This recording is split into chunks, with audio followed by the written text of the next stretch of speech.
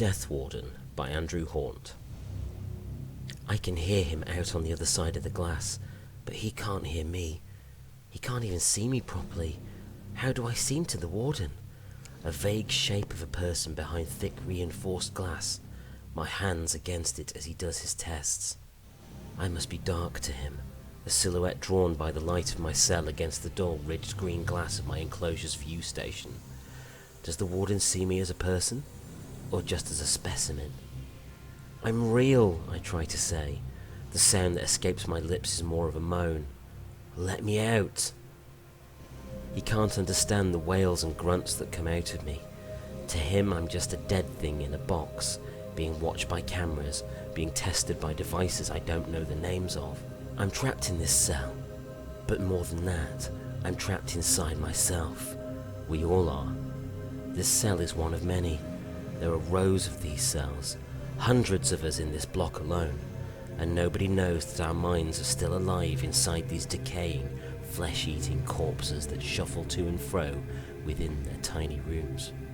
The Warden has moved on. The tests must be complete. My body moans and craves human skin. It wants to tear at limbs and suck the jelly from eyeballs. It wants to crack through the skull to get to the quivering brain meat. It wants to douse the raging endless fire of undead hunger with the blood of the living. It's hard to make friends when you want to eat them, I guess. The hunger in my belly burns. The craving is making my drooping mouth salivate.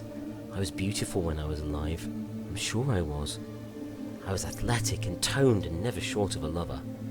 Now I shuffle and groan and watch my skin flake away as my body continues to decompose. I'm trapped in my cell with my thoughts and a rancid, rotting countenance. I can't take it anymore. I want to be out there with the people. I want to see them again, to be around their warmth and their voices and their sex and their problems and their desperate dreams of better days. There aren't any better days, though. Not now. Not since the dead got back up and started to infect the living with their pestilence. I throw myself at the green window, slivers of grey meat dangling from my hands as I thrash them against the glass, screaming inside and bellowing outside. I can't be this thing anymore. Let me out so you can shoot me in the head. Destroy the brain and let me rest. I beg you. The Warden returns and I rage harder against the glass. My body gnaws at the ridges in it and a tooth comes loose, clattering away beneath me. Let me out. Kill me. Let me die again, damn you. But the Warden doesn't lift his instruments to the interface outside the cell. Not this time. He raises a hand to meet mine against the glass.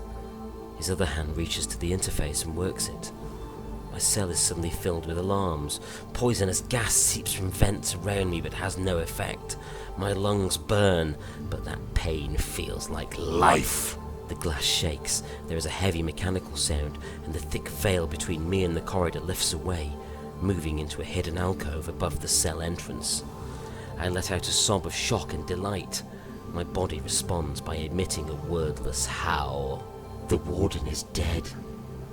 His skin is grey and green. He is missing an eye. I think of the wasted jelly it had contained. Dried blood has turned his grey overalls a filthy brown. Beyond him I see others being freed.